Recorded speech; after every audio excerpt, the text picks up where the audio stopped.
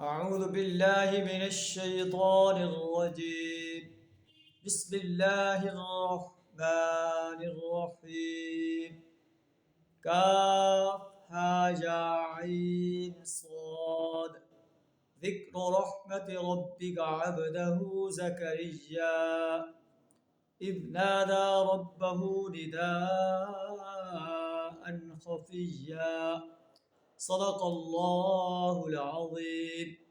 سورہ مریم کی پہلی 3 آیات آپ کے سامنے تلاوت کی، جن کا ترجمہ کچھ اس طرح ہے: کاف ہا یا عین صاد حروف مقطعات، ذکر رحمت ربک عبدہ زکریا، ذکر ہے اس رحمت کا جو تیرے رب نے اپنے بندے زکریا پر کی تھی، جبکہ اس نے اپنے رب کو چپکے پکارا، اے میرے رب، میری ہڈیاں گھل گئی ہیں، سر بڑھاپے سے بھڑک اٹھا ہے، لیکن میں تجھ سے کبھی دعا مانگ کر نامراد نہیں ہوا۔ مجھے اپنے پیچھے اپنے بھائی بندوں کی برائیوں کا خوف ہے۔ وامرأتی عاقر، میری بیوی بانجھ ہے۔ فہب لی من لدنک ولییا، اے اللہ مجھے اپنے فضل خاص سے ایک وارث عطا کر دے، یرثنی ویرث من آل یعقوب، جو میرا بھی وارث ہو اور آل یعقوب کی بھی میراث پائے۔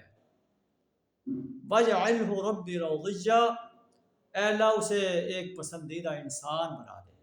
حضرت زکریا علیہ السلام اپنے رب سے دعا مانگ رہے ہیں، فَهَبْ لِي مِن لَّدُنكَ وَلِيًّا، اے اللہ مجھے ایسا وارث عطا کر دے جو میری نبوت کا وارث ہو، آل یعقوب کی نبوت کا وارث ہو۔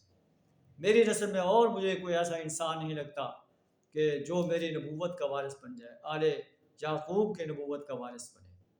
آپ اللہ سے ڈائریکٹ ڈالنگ کر رہے ہیں، کوئی درمیان میں واسطہ وسیلہ نہیں دے رہے، کوئی صدقہ نہیں دے رہے، ڈائریکٹ ڈالنگ کی اللہ سے ڈائریکٹ ڈالنگ کرتے ہوئے اللہ سے دعا کر رہے ہیں۔ معلوم ہو کہ اللہ سے ڈائریکٹ ڈالنگ کرنی چاہیے، درمیان میں کسی واسطے وسیلے کی ضرورت نہیں ہے۔ ہر نبی نے یہی دعا کی ہے۔ حضرت ابراہیم علیہ السلام بھی اللہ سے یہی دعا کرتے نظر آتے ہیں، رب ہب لی من الصالحین، اے اللہ مجھے صالح بیٹا عطا۔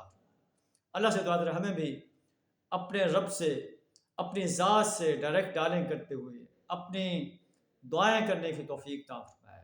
وآخر دعوانا الحمد للہ رب العالمین۔